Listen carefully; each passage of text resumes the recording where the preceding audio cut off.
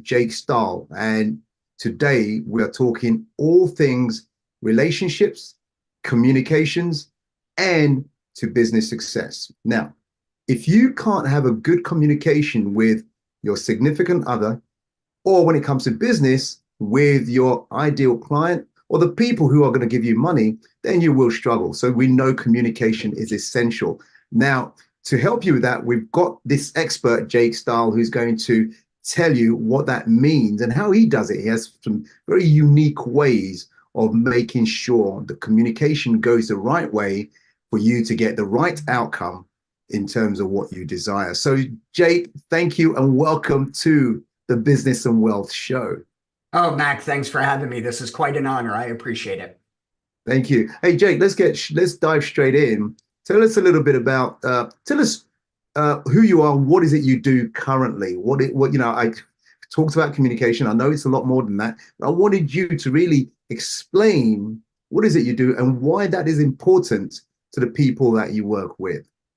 Sure. A little bit about my history. I've been in training and development for 30 years. I've done it through 6 countries, over 10,000 individuals, and I actually have 7 patents in the learning and development arena. So it's been a passion of mine for a long time.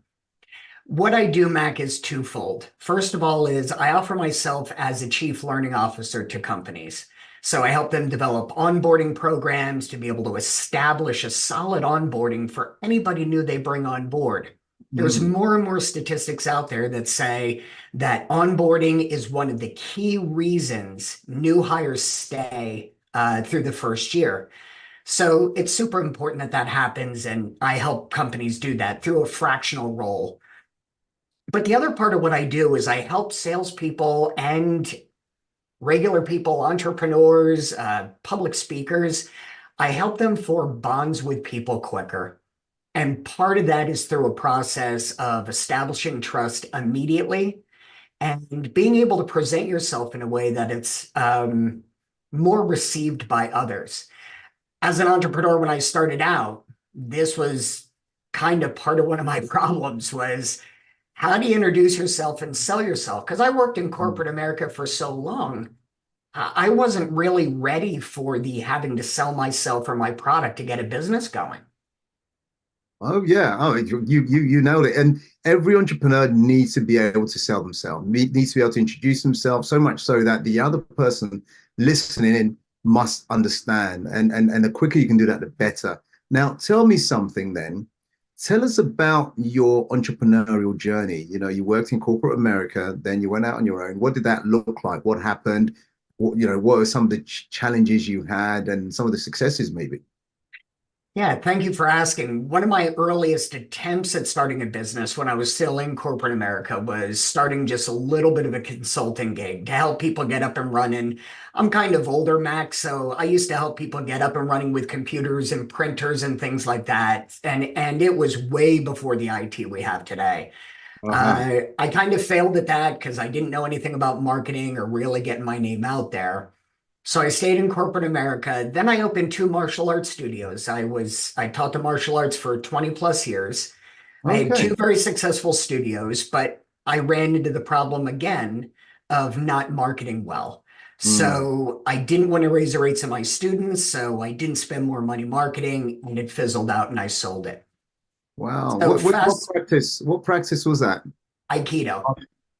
Aikido, right? Okay, I practiced that for a while. I mean, for the last 25 years, it's been Taekwondo for me. About Ah, 40 years, I did a lot of Japanese styles like karate, Aikido, and yeah. So I'm with you. I know Aikido very well. But carry on.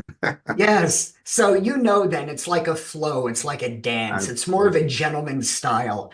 So I really enjoyed teaching, and selling myself was easy because I had a passion for it. But I didn't Mm. know the business rules behind the scenes. So flash forward, I went through more years in corporate America, and then 10 years ago, I my relationship with corporate America was ended because I was laid off, and I Okay, had to figure out a place to go. So I great started a consulting opportunity. business, right? Exactly. I was forced to take that opportunity.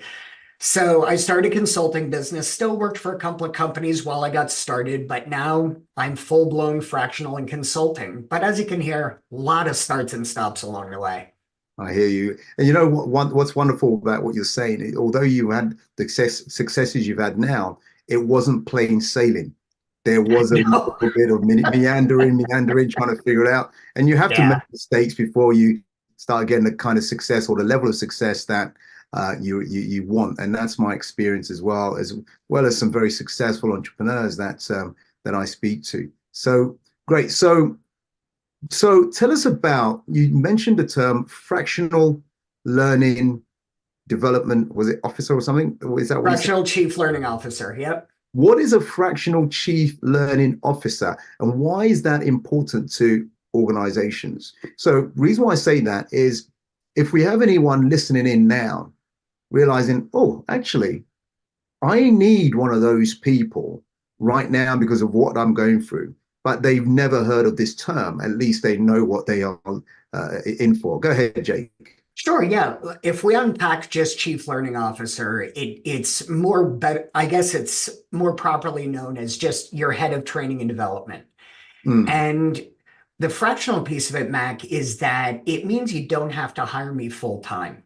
So I will come in, I will head up your training and development, I'll get you an onboarding program, I'll help train your people, whether it's sales or finance or whoever it is, and then I step away. And the reason it's great for business is because you're not looking to hire me full time. You don't have to right, worry about the huge salary and the onboarding and the equipment and all the other nonsense that goes with it. So I come in at a C-suite level right. and I make decisions whether it comes to budgets and hirings and firings to really get things going for you. And then I can either fully step away or you can keep me on retainer and I can consult with you a couple of hours a month. But it's a cost saver for company for a role, Mac, that's fractional by nature. Training and development, a lot of companies say, I don't have the budget for it and it's not a revenue maker for me. It's in the debit column, so I'm just going to forego it. Mm, But if you don't think that your salespeople or customer service need training, call your own people and pretend you're somebody else. I challenge CEOs and CEOs, call your company and tell them you want to buy your product and see how you're handled. And wow. I will say probably 7 to 8 out of 10 people come back to me and go, okay, you're right. We need you. Yeah. So, but the training is so important, Mac. None of us get better on our own. We need Yeah, outside sources like your podcast or books to read or somebody to come in and help us get better. We don't get better by default. We get better by learning, making mistakes. And that's where my role comes in. fantastic. Great explanation. Jake, let me ask you this question. Is there a correlation historically between companies who under economic pressures they let training development to one side, didn't put any budgets in, and other companies who did focus on training development. And when I say correlation, during the downturn and then going into the upturn, is there a correlation between companies that succeed or continue growing? If there is such a thing, it just came into my head that, okay, some companies say, nope, like you said, this is eating into our budget. But some saying actually training helps to keep us abreast and keeps us strong in the marketplace and we can attract more customers. Right. And Mac, I believe there is a correlation, and I'm a firm believer that we can make numbers say whatever we want, but let's Right. think about it in these terms. Mm, So let's say you bring a sales rep on and the onboarding was 18,000 and their equipment was another 10,000 and you're paying them a salary of 110,000. A lot of this really adds up. right. So think of the cost of training somebody versus the cost of letting them go. So when you let them go, you're doing severance packages, you're hiring another person to replace them. So it's another 18 grand onboarding, another 10 grand in Mm, equipment. So companies that tend to let go with their sales force or let go with their revenue generators, thinking they're going to save money by not doing training and development, they're not doing the math. And the right. math is you're going to lose that revenue. And think about poor performers too, Mac. It's not just financial costs, it's Your team may lose a bonus. The company may miss target. These people may become toxic to the environment and drag down good producers. Mm. So it's a lot of not necessarily like financial costs, but intangible costs that start to add up. And now take a look at the other side of the spectrum, Mac. Let's take a company like Disney. You go to Disney, you get top-notch customer service from the word go. They don't do it on their own. They have an incredible training program that onboards people and makes sure they're ready and constantly gives them continuing education. There is, in my mind, a distinct difference between a well-trained company and one that doesn't invest in training. Right. Well, thank you for that. Listen, you have a book coming out very soon. When is that released? Tell us a bit about that. What is the content of that book and why is that important? Sure, fingers crossed. It will be out May of this year, May of Okay. 2024. The book talks about a talent or a trait that I think a lot of us lose, especially when we start a business. So let me give you a little bit of a backstory, if I may. One of my favorite sayings is a lion never has to tell you it's a lion. The gazelle know, the zookeeper knows, other I know. lions know. And it's there's a passion there. There's not a need to sell who you are. Mm. So when you get out into the marketplace as a business owner, you're passionate about who you are and you're passionate about the product, and that tends to sell for you. So my book tells you how to have that conversation. It's called the 210 rule. And it basically says when you're engaging in a conversation with someone else, such as a prospective client, or you're doing a public talk, or you're trying to get investors, make sure you interact with them once every 2 minutes. Encourage a question, ask the audience a question yourself, but have that active engagement where it's a two-way response that needs to take place. And at the end of every 10 minutes, summarize. So listen, Mac, you and I have talked for a while. I just want to be clear of where we are and see if there's any questions. So the 210 rule teaches us to have a back and forth. And it says if there's no cadence to our conversation, the content doesn't matter. Right, right. So it just stresses the importance. And we're like this as kids, Mac. Listen to two 5-year-olds. Hey, this is my mom. Which one is yours? Hey, I like black. What do you like? I like trucks. Do you like trucks?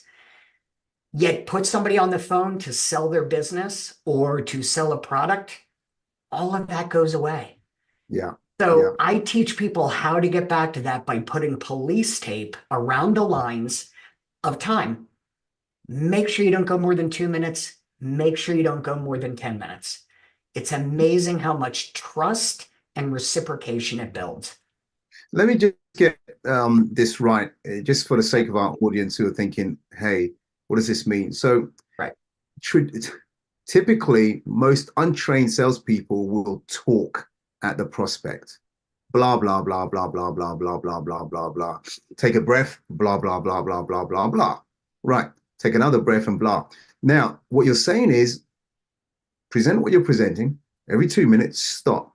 Check in with that prospect. Did you understand? Is anything not clear? Can I explain a bit more for you?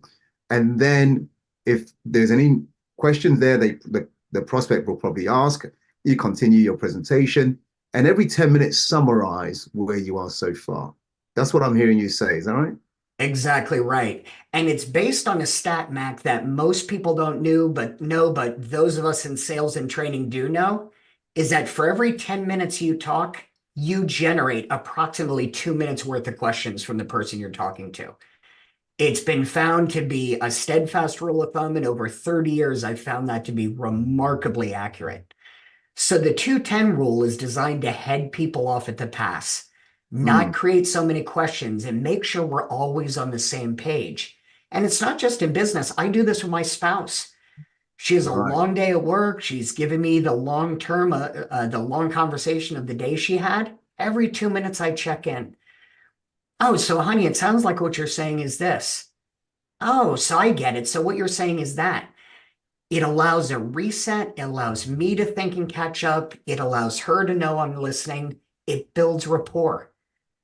Rapport, absolutely. Now that's fantastic. Listen, the other thing. So good luck with your book, Thank May you. 2024 coming out. The 2-10 rule. I'll look out for that as well.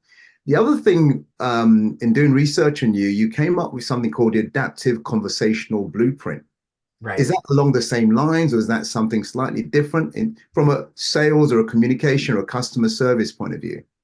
Yeah, the 210 rule is integral to it. But what the blueprint basically says is if you're selling yourself or your business or one of your products, you need to have a couple of components built into your value statement. Mhm. And those components are what they perceive you to be and what you perceive them to be, because that is super important. Never sell to reality, you sell to perception. Then, how long after I buy your product will I see a benefit? How much effort is it going to take for me to use your product? Uh-huh. Are you attaining my dream outcome? And when I talk to you, do I perceive that your product is going to meet my needs?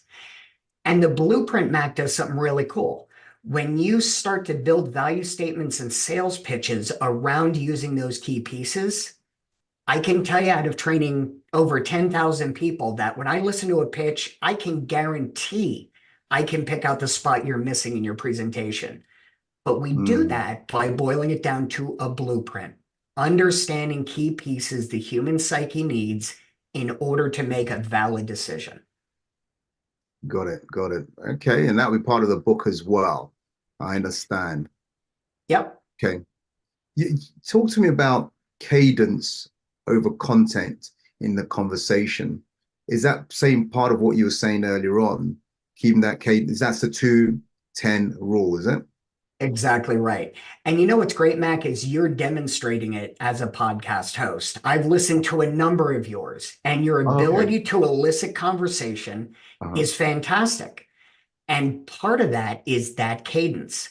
But Mm, if you came on and drilled me, or I came on as a guest and talked for 30 minutes, the content of what I'm saying, the importance of that reduces dramatically. yes. Yes. But if we have that cadence, we both want to listen to the content, and that matters. So, my observation and my theory is that until you have a good cadence, the content doesn't mean a thing. Excellent. Your strategies, your techniques, Jake, thank you for that, by the way. Is that, there are some people, some entrepreneurs and their teams who love sales, they love cold calling. And some Yep. companies just get away from cold calling. They like the warm leads. Can Right. your Yep. system and your blueprint be adapted for both variations? For those who are picking up the phone cold and then, the techniques to win them over, build rapport, and the ones that are just warm or maybe they referred. That's a great question, Mac. And it's applied differently to both. So Mm, when you look at a cold call, I always tell a salesperson the depth of your call starts with how are you? And yet most people do it. So part of the process I talk about is the perception of the person of you when you get on the phone. But what most people don't think about, Mac, is that perception starts when the phone rings. So think about the last time you got a phone call and you looked at the caller ID and you went, oh, good. I just don't have time for this call because you know what's going to happen. A uh-huh. gatekeeper's desk is no different. When her phone rings, she already has a perception of what's going to happen. So we're losing the battle before they even pick up the phone. Yes. So part of my blueprint and my cadence is to break that conditioning right away as soon as they get on the phone. On the converse with a warm lead, you already have an in.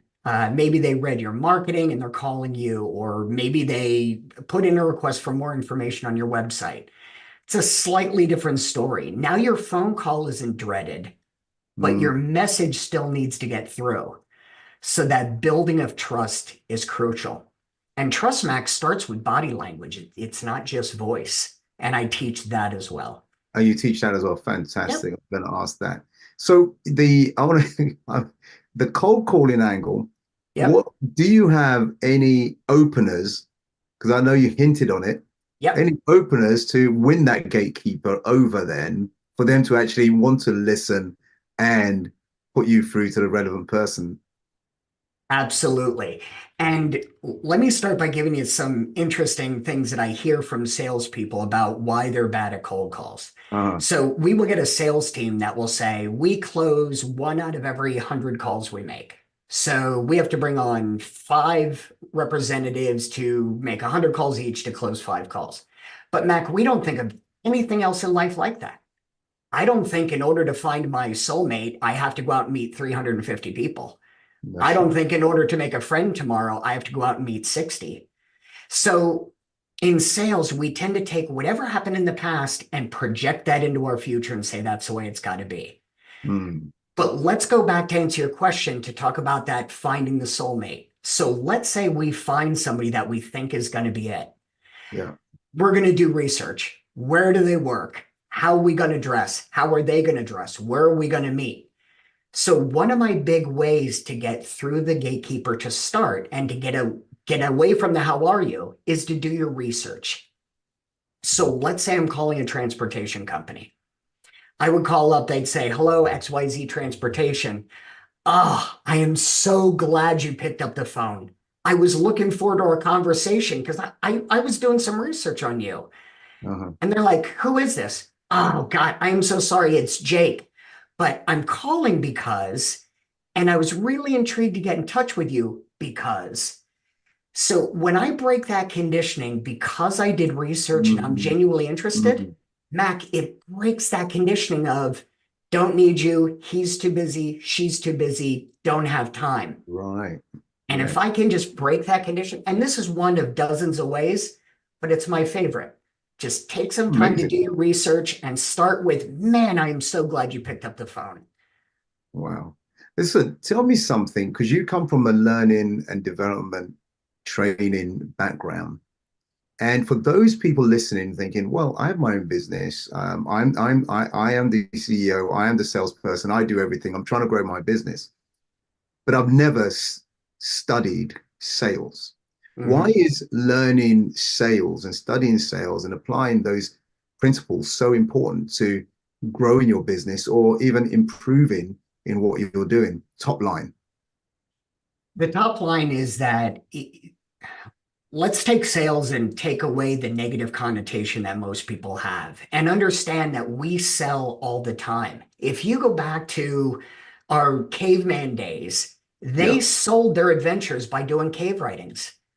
People Yes. sold what they wanted through hieroglyphics. And it wasn't selling a product, it was, I'm selling to you what I did today.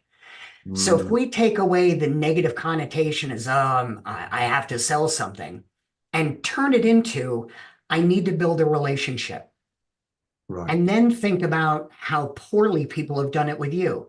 We all have LinkedIn profiles where we get messages every day pounding us for a sale the first time they meet us, Yeah. Yeah. right? But here's something amazing about the human psyche, Mac, Uh-huh. is when you and I get to know each other like we did a little bit before this podcast. Mhm. If I say something a little out of line with you during this podcast, you're probably going to be more accepting of it because we've gotten to know each other. That's right. But if I would have led off with that offline comment, you wouldn't have been as forgiving because it would have been a first impression.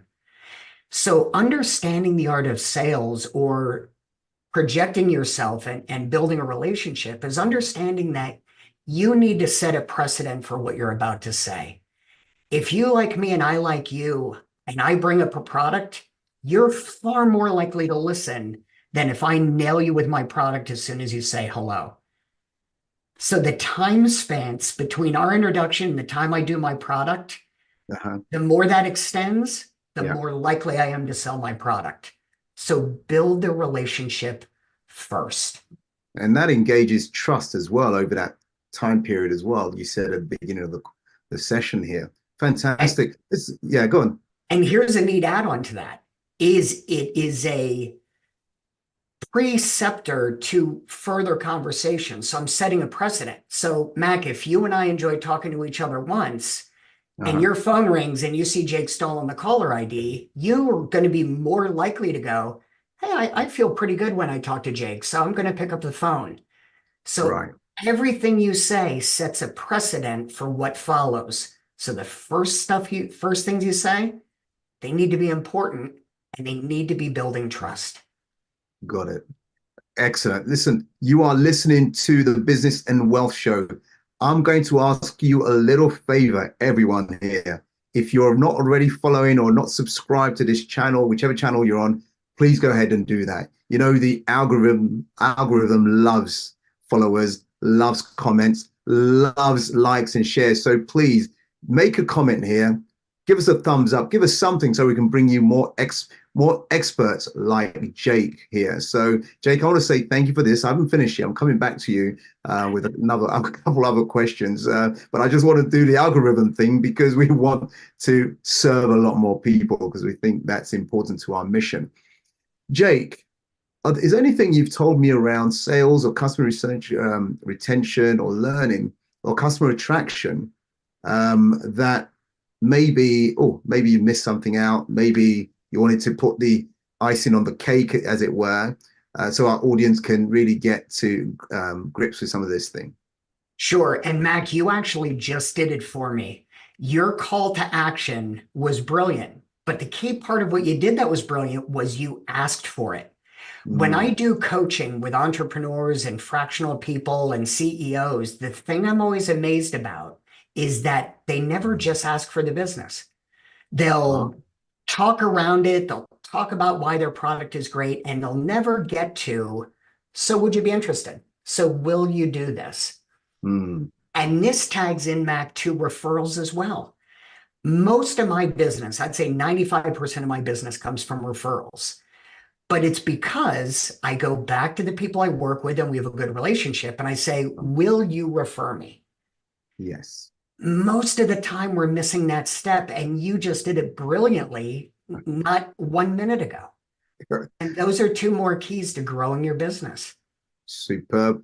Thank you for that. Jake, if anyone who wants to follow up with you, maybe wants to have a chat with you, what's the best way to connect with you or contact you? They can get in touch with me at jakestahlconsulting.com, or they can gladly reach out to me on LinkedIn, tell me they were on your show or that they're a follower of your show. I'll give you a 1 hour free consult. Just give you some tips and tricks. And if we decide to work together, great. And if we don't, you still walk away with some usable advice.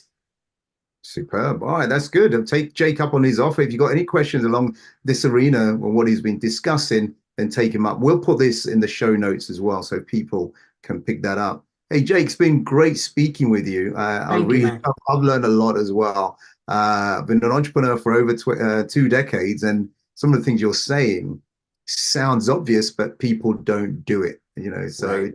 the business arena will be a better place when your book is launched and people contact you, and you can help a lot Thank more you for people. that. You're most welcome. Thank you for joining us here on the Business and Wealth Show. Thanks for having me, Mac. It was a pleasure. Okay, take care. Until we all speak again, remember to like, follow, and also share. Make notes as well. Tell us what you got out of this, and we would really appreciate it. Take care. Much love and God bless. Speak soon. Bye for now.